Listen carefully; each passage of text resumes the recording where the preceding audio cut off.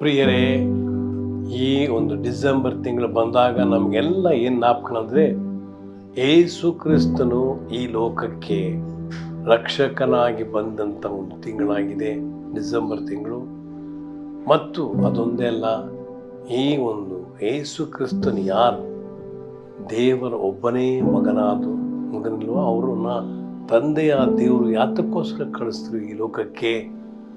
ಲೋಕದಲ್ಲಿ ಪಾಪವು ಸಂಪೂರ್ಣವಾಗಿ ತುಂಬಿತ್ತು.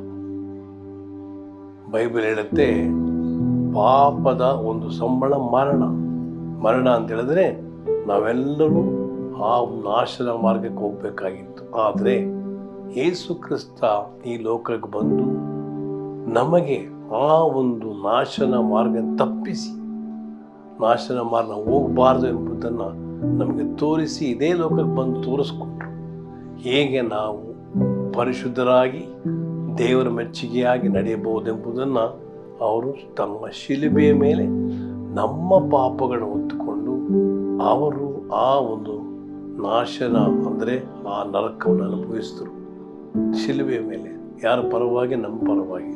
ಅದನ್ನ ಪ್ರಿಯರೇ, ನಾವೆಲ್ಲ ಈ ತಿಂಗಳು, ನಾವು ಈ ದಿನ, ಈ ತಿಂಗಳಲ್ಲಿ ನಾವು ಈ ಒಂದು ಹಬ್ಬವನ್ನು ಆಚರಿಸುವಾಗ ನಾವು ಯೇಸು ಕ್ರಿಸ್ತನ ಪ್ರೀತಿ, ದೇವರ ಪ್ರೀತಿ ನಾವು ನೆನೆಸ್ಕೊಳ್ಳೋಕ್ಕೋಸ್ಕರ, ಅದನ್ನು ನಾವು ಧ್ಯಾನ ಮಾಡೋಕ್ಕೋಸ್ಕರ ನಾವು ಈ ಒಂದು ಕ್ರಿಸ್ಮಸ್ ಹಬ್ಬವನ್ನು ನಮ್ಮ ಸಭೆಯಿಂದ ನಾವು ಆಚರಿಸ್ತಾ ಇದ್ದೇವೆ.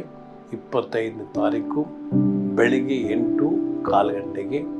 ಅದನ್ನ ನೀವು ಬಂದು ಭಾಗವಹಿಸಿ, ನಮ್ಮ ಜೊತೆಗೆ ಭಾಗವಹಿಸಬೇಕನ್ನು ನಾನು ಕೋರ್ತೇನೆ.